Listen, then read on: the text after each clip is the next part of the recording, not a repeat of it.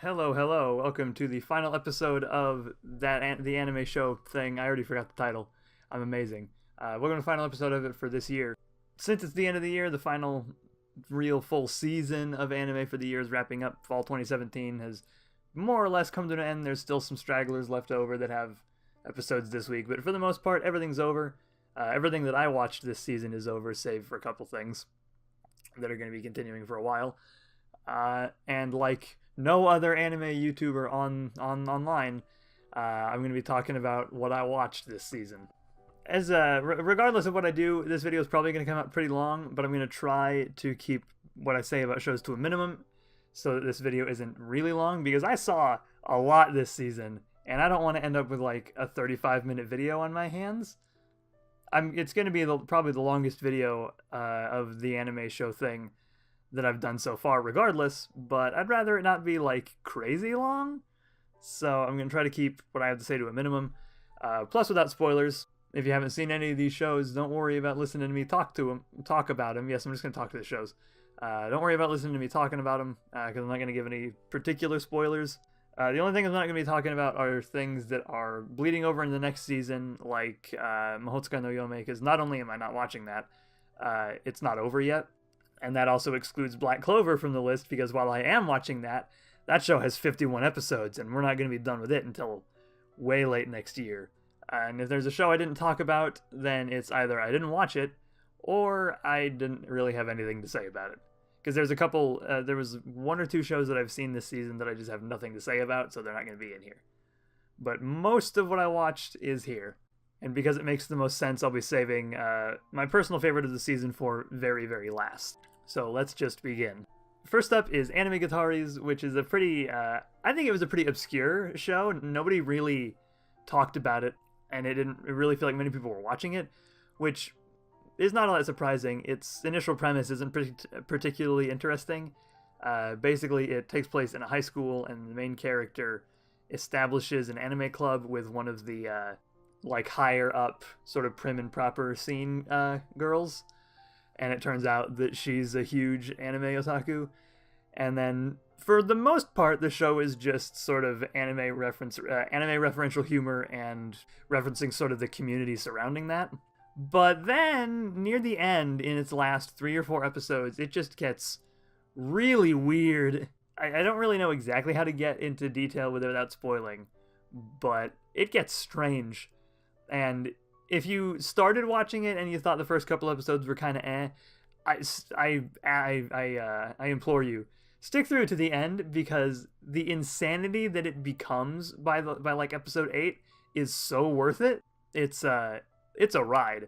If you're kind of new to anime, you might be able to relate sort of to the main character, and you could see a lot of it as kind of like a crash course in anime. Yeah, I wouldn't say it was a great show, but I enjoyed it, and especially near the end when it got insane, it was still fun to watch.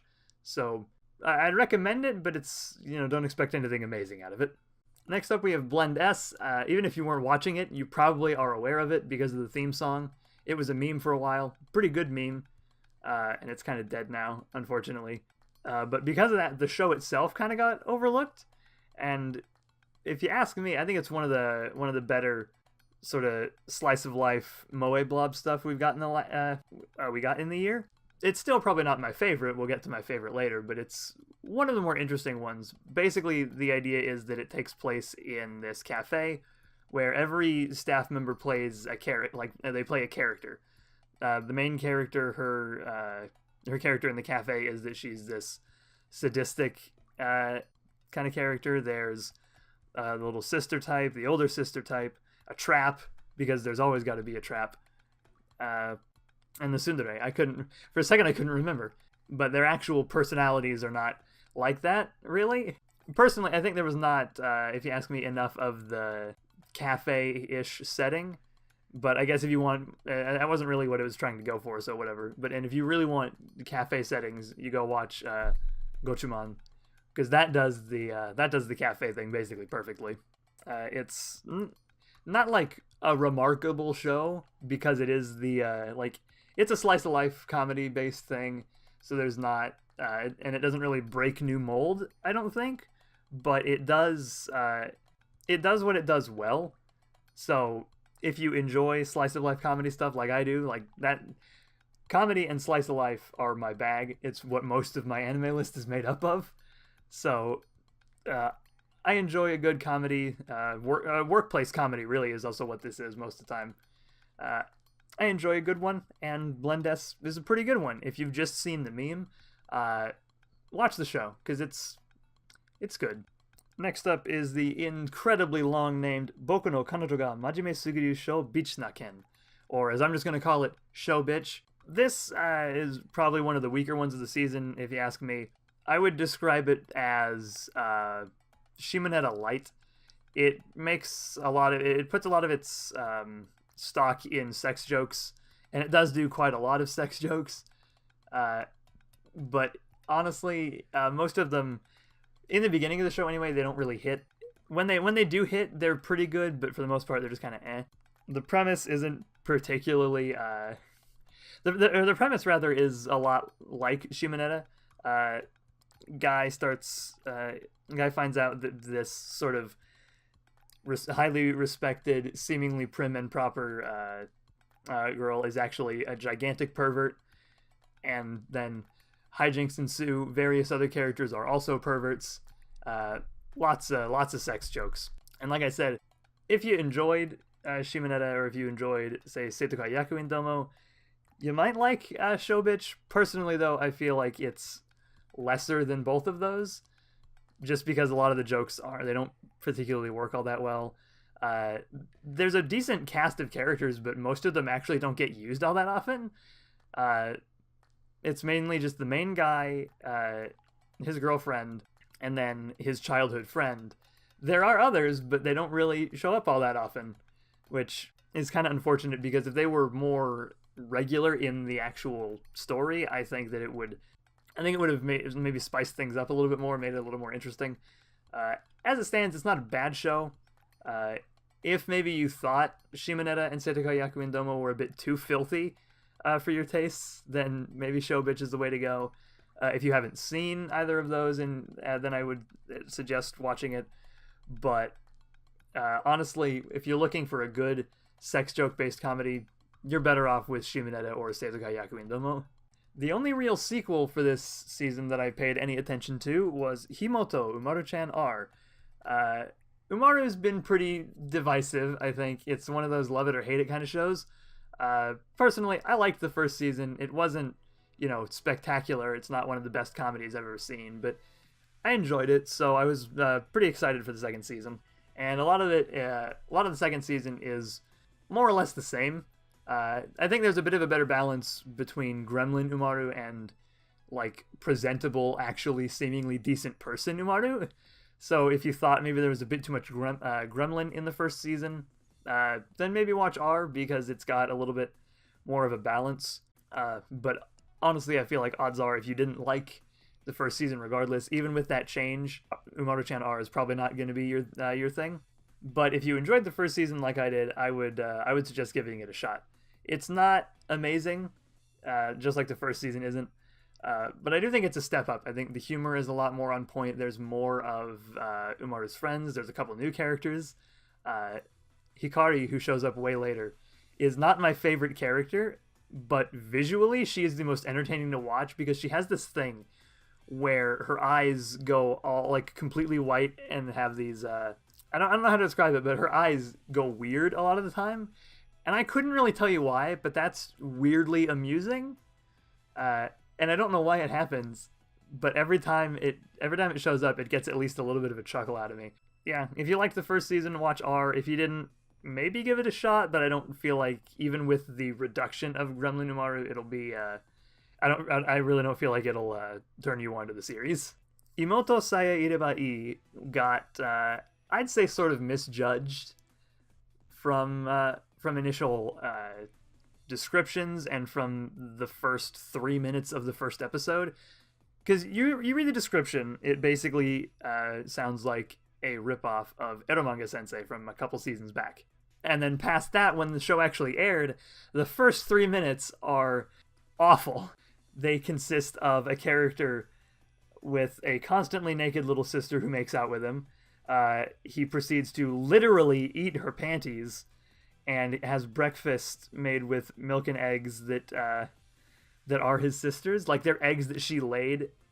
And it's an awful way to start the first episode, but I was glad to find out that was in fact not the show, but rather a novel the main character was writing. The basic premise is that it follows really a group of light novelists as they sort of exist. It's mostly, still a slice of life sort of comedy thing, with the occasional pandering to siscon crowds.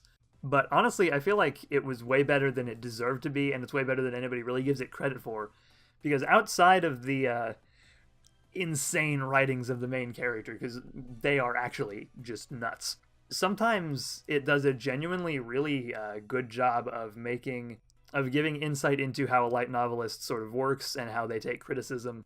And when it doesn't do that all the time, so I'm not going to say that it's a thing you should watch if you want to learn how light novel making goes. It's not like light novel Shirobako. I'm impressed that it managed to do that, because it very easily could have not done that and just gone the sort of Eromanga Sensei ripoff route. But I'm glad that it didn't do that. The one thing I want to point out about it is that it's written by the same guy who wrote Haganai. And it name drops Haganai, it name drops Oraimo, it name drops Eromanga Sensei, it name drops a lot of things. There's a cameo where the Zero no Tsukaima light novels show up in the background, as well as Kanokon. And a thing that happens in the last episode, we find out that the novels Imoto Saya Irebai exist in universe, which is just this insane rabbit hole that I fail to comprehend how any bit of it makes any sense. Incidentally, this show exists in anime Gataris too, so you can just imagine what happened when that was going on. Overall, I think Imoto Saya Irebai was way better than I expected it to be, and it was way better than it probably deserved to be. And I think people watch the first 3 minutes of the first episode, which are admittedly awful, and then just quit right there, assuming the whole show is going to be like that, which it really is not. Once again, it's not great, but I thought it was good, and I would advise, I don't know, if you have an interest in light novels, it kind of gives you a bit of an insight on there. Alternatively, if you're just looking for something to turn your brain off, it's a good one of those. So, Imoto Saya Irebai is not the complete trash we were expecting it to be. Next is a show that I was not intending to watch before the season started. I'm really good at talking today. But once I found out that it was based on a novel written by Nishio Ishin, who also does Monogatari, I started watching it immediately. Juni Taisen, or Zodiac War, as they're calling it for the English title, basically follows 12 characters as they fight to the death. In this tournament called the Juni Taisen. It happens every 12 years, and there are 12 participants, and they're all based on the 12 animals of the zodiac. They're really committed to this theme. And the one that takes place in this show is the 12th Juni Taisen. Most every episode follows a different one of the characters, and that sort of leads into one of the show's big problems, if you ask me. It gets kind of predictable. You can usually assume that when a character gets development, they're gonna die, so it gets kind of predictable, and it's a little disappointing as such. But there's still some twists and turns. They don't always immediately kill somebody once you learn about them, just most of the time. The things that I could really see turning people off is that it's really wordy, because it's Nishio Ishin, and he likes to talk a lot. So there's a lot of talking, there's a lot of narrating, there's a lot of very slow moments, but I enjoyed it. A lot of people didn't seem to like the ending, and that it was kind of lazy and a cop-out. I'll agree that the ending is a little anticlimactic, but it's not. I don't think it was a bad ending. I think it was a pretty good choice for the winner to make. But that's just me. Personally, I enjoyed Juni Taisen. It can be pretty gory. Not really. No, yeah, it can be pretty gory. Actually, people get genuinely dismembered. So if you don't like gore, maybe stay away from it. But if you're a fan of Nishio Ishin, if you like sort of tournament arc styled things, if you like stuff like that, give Juni Taisen a watch. It can be pretty predictable, it can be pretty slow, it can be a little uninteresting, but I enjoyed it, despite the fact that every time I got attached to a character, they immediately died. Next up, we got another show that nobody really talked about a whole lot before it aired and afterwards, was Konohana Kitan. The idea is that it takes place in the spirit realm. I'm pretty sure they were kind of abstract with that, and I don't think they ever directly said it. But it takes place in the spirit world, mostly inside this hotel called Konohanate. All of the employees are fox spirits, and much of the show is just different stories of them interacting with guests, and some of the comedy shenanigans they get into. I wouldn't call it a straight comedy show because it can be pretty serious at times. Themes of accepting death and accepting your place in the world and wondering what how to continue your life. It can be pretty heavy sometimes, but generally it keeps itself pretty lighthearted. It can be pretty adorable a lot of the times. They have these like a lot of shows, it goes into a sort of chibi style, but it's different than the normal chibi. They do them mostly fox silhouettes, which I think is really... It's not a thing I've seen before. I doubt it's not been done before. Somebody's probably done it, but it's a thing I haven't seen before. And when it's funny, it's generally pretty good. When it's serious, it does its serious moments pretty good. And the little bits of Yuri bait are pretty good too. So yeah, Konohana-kitan is pretty good. Go ahead and watch it if it seems interesting. I will say it can be a little... I could see it being boring for some people because it's a little slow and a lot of it is not... it's not really attention grabbing. It's not trying to pull you in really so much as it is just trying to tell some interesting stories. But regardless, I enjoyed it and I would advise giving it a watch. Another show that sort of flew under the radar and that I wasn't expecting anybody to talk about, and nobody really did, Osake wa Fufu ni Natte Kara, is a short form. It's about 3 minutes per episode, I think, focused on alcohol. The premise is as simple as every night this guy makes some different alcoholic or sometimes non-alcoholic drink for his wife. And then they just sort of tell you how to make it, and they'll give you the general gist of what it is, and it's just that simple. It's pretty comedic mostly, and then it can be pretty sweet at times. Like it's despite the fact that the romance is basically done and you're not really invested in seeing whether or not they get together because they're already married, you still kind of buy the relationship between them, and it's genuinely adorable a lot of the time. You know, it was a good breather show, really, because it aired the same day as Juni Taisen and Black Clover, so it was good to watch Black Clover and then Juni Taisen, and then go to Osake and just kind of cool off, cleanse your palate with just something mindless and cute. And that's what Osake is. Even if you don't like it, you're losing, half an hour of your time watching 13 episodes? If it's even that long, I don't remember. I don't remember the exact time of the episodes, but I know there's 13 of them. But, you know, give it a watch if you just want something short to get through. Alternatively, you can use it as a breather if you're currently watching Elfen Lied or something, I don't know. And now we come to our final show, my favorite of the season, probably my favorite of the year, honestly. Shoujo Shumatsu Ryoko, or Girls Last Tour. Again, seemed to go pretty under the radar, which is unfortunate because, as I said, it's my favorite of the season, probably my favorite of the year, and definitely one of my just favorite anime of all time. Basic idea is that civilization is pretty much dead. Most everybody is gone. Most forms of life are dead. Post-apocalyptic thing, and the two main characters are two girls named Chito and Yuri, and the show is just them surviving. It's not like Gaku Gurashi, really, where it seems cute and innocent and it's actually horrific, because there's no zombies in it. It's just pretty, it's pretty tame. It's literally just them living. There's some heavy stuff occasionally near the end when they start to delve into how the world got the way it was, but for the most part, it's just a pretty light show with some pretty deep themes sometimes. It sort of just basic principles of life, questions that seem kind of silly on paper, but if you kind of think about them, you really start to wonder more, like, what is a house, or rather, what is a house for? And then probably one of the big ones was what is God, and what is this whole big, like, why is God so important? Why is what is God? All these things. It's usually, though, not a heavy show, though it does touch on some deep themes. But personally, to me, it seems a lot like a show about despite being in a terrible situation, you can still have a pretty good life and make the best of it, because the main characters are in a really bad situation. Pretty much everybody is dead, and there's more than likely no way to restore the world. So once everybody's dead, that's it, it's gone. But despite that, a lot of the times they can remain happy. A lot of the times they can be content with things that are going on despite some setbacks.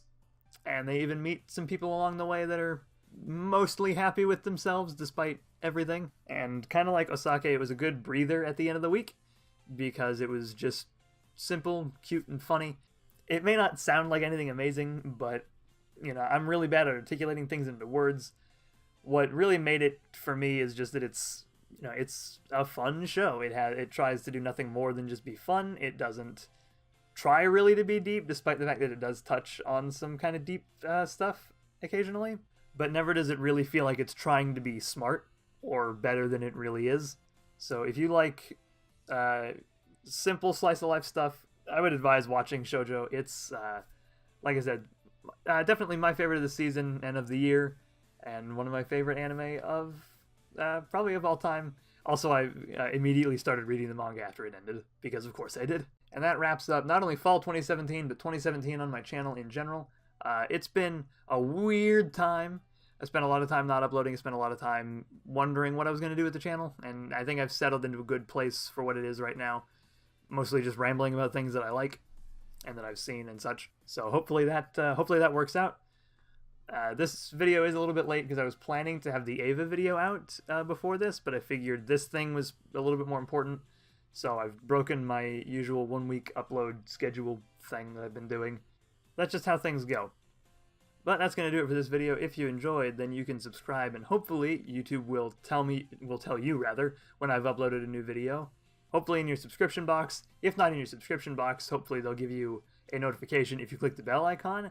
But if they don't do that, whenever I upload a new video, I post on Twitter. I also post on Twitter about stuff that I'm currently watching, or just random stuff I have to say. So if you care about any of that, you can follow me on there, which is linked in the description, as well as a couple of other things. Alternatively, if you're new or you just missed some of my previous uploads, then on screen right now are two of my other videos. One on the left is the last video I did, which was on Black Lagoon, which is also going to be in the Ava video, because that's just how this ended up being recorded. And I don't know what the one on the right is, because I haven't picked it yet. That's all for now, and I will see you guys next year, technically.